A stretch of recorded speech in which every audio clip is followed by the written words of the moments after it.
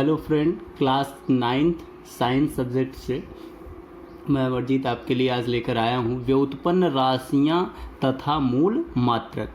और जिसके लिए आपको जहाँ बाबा AIT चैनल को सब्सक्राइब कर लेंगे और इस चैनल पर आप जाके कमेंट भी कर सकते हैं। अगर आपको कांटेक्ट करना है, कोई भी और समस्या होती है, उसके लिए 9936351437 पर आप कॉल कर सकते हैं। ठीक है, तो इस तरीके से अब आगे बढ़ते हैं। हम देखते हैं व्युत्पन्न राशियाँ तथा व्युत्पन्न मात्रक। तो यहाँ पर ध्यान देंगे व्युत्पन्न राशियाँ, इसके पहले हम लोगों ने पढ़ा था और वो पढ़ा था मूल राशियों के बारे में पढ़ा था। ठीक है ना, लेकिन मूल राशियाँ मूल मात्रक ये हम पढ़ चुके थे। अब हम पढ़ते हैं व्युत्पन्न राशियाँ तथा व्युत्पन्न मात्रक। तो यहाँ पर हो जाएगा वे भौतिक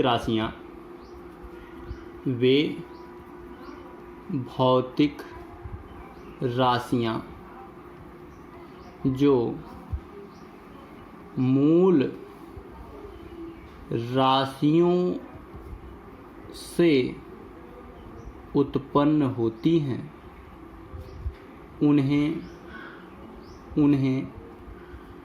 व्युत्पन्न राशियाँ कहते हैं। ठीक है ना, उन्हें व्युत्पन्न राशियाँ कहते हैं। और व्युत्पन्न तथा व्युत्पन्न राशियों के मात्रक को व्युत्पन्न मात्रक कहते हैं। अब मैं आपको वो तरीका बताऊंगा जिससे इसको याद करने की ज़रूरत नहीं पड़ेगी। जैसे मैं अगर कहूँ मूल राशियाँ, तो मूल राशियाँ कौन कौन सी है, मैंने बताया था कितनी होती हैं, 7 मूल राशियाँ होती हैं। अब 7 मूल राशियों में से कोई ले लेते हैं। जैसे मैं मीटर ले लेता हूँ। मीटर किसका होता है, लंबाई मूल राशि का जो मात्रक होता है वो क्या होता है, मीटर होता है। ठीक है, अब ये मूल मात्रक है, ये क्या है, मूल मात्रक है, और ये लंबाई क्या है, मूल राशि है।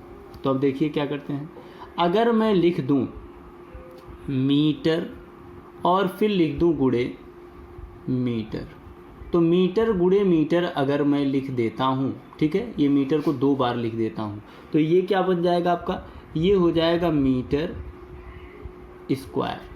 और ये जो मीटर स्क्वायर होता है ये किसके कारण लिखा जाता है, क्षेत्रफल के कारण लिखा जाता है। क्षेत्रफल का जो मात्रक बनता है वो सदैव मीटर स्क्वायर होता है।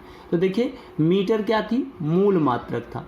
इस मूल मात्रक को 2 बार मैंने लिख दिया, तो यहाँ पर ये मूल मात्रक से ही क्या हो गया, मीटर स्क्वायर बना। और ये जो मीटर स्क्वायर बना वो किसका हो गया, क्षेत्रफल का। ये क्षेत्रफल क्या हो गया, इसी क्षेत्रफल को ही हम क्या कहते हैं, व्युत्पन्न राशि बोलते हैं।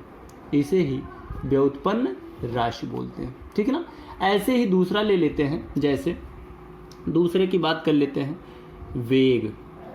अब डायरेक्ट लिख लेते हैं वेग। तो वेग को हम क्या लिखते हैं, वेग बराबर क्या होता है, वेग बराबर होता है विस्थापन बटे समय अंतराल। विस्थापन बटे समय अंतराल होता है। तो विस्थापन को किससे मापा जाता है, मीटर से मापते हैं। समय अंतराल क्या होता है, सेकंड होता है। तो मीटर प्रति क्या हो गया, सेकंड। मीटर प्रति सेकंड क्या है, व्युत्पन्न मात्रक। क्या है, व्युत्पन्न मात्रक। और वेग क्या है, व्युत्पन्न राशि।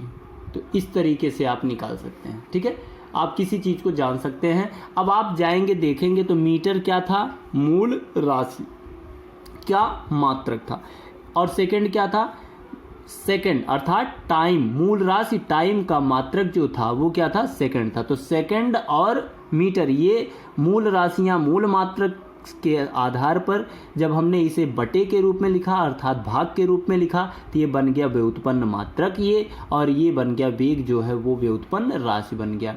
यहाँ पर आप देखेंगे, इसको आप जब नोट्स बनाएंगे तो इस तरीके से जो मैं ये गोल करके लिख रहा हूँ इसको आप लिखेंगे, लेकिन बाय सीरियल, ठीक है।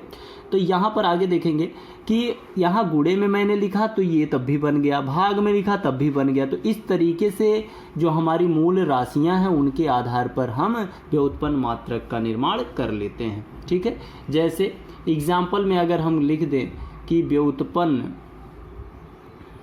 राशियों का एग्जाम्पल अगर हम लिखें, व्युत्पन्न राशियाँ, तो वहाँ हम लिख सकते हैं आयतन, ठीक, आयतन हो गया, त्वरण हो गया, ठीक है, ऐसे बल हो गया, ठीक, और जो है कार्य हो गया इत्यादि। इस तरीके से और भी हम लिख सकते हैं, ठीक है। तो ये थी आपकी ये कंडीशन। इसके अलावा भी एक प्रकार की राशियां होती हैं और दूसरा है आपका पूरक राशियां। पूरक राशियां तथा पूरक मात्रक। पूरक राशियां तथा पूरक मात्रक की बात करते हैं। ये क्या होता है? मूल राशि तथा व्युत्पन्न राशि के अतिरिक्त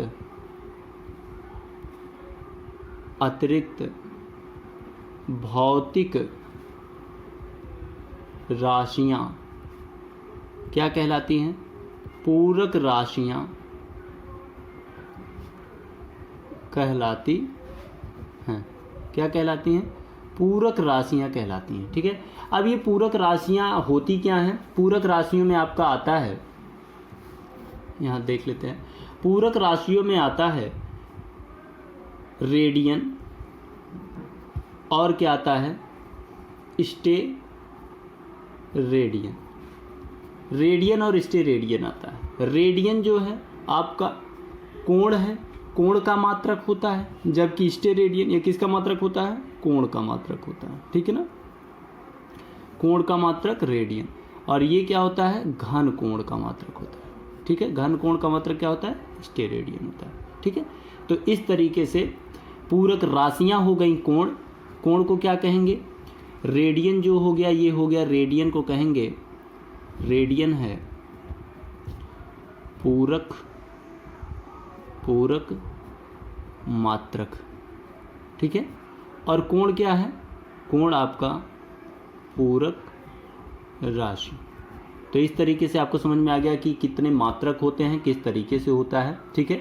और इस तरीके से आप इसको समझ लिए हैं। अब अगले टॉपिक में हम आपको कुछ क्वेश्चंस कराएंगे जो इसी के बेसिस पर होंगे, और उसके आधार पर आप जो है क्वेश्चन को हल करेंगे। तब तक इतना आप अध्ययन करके इसका नोट्स तैयार कर लें। Thank you.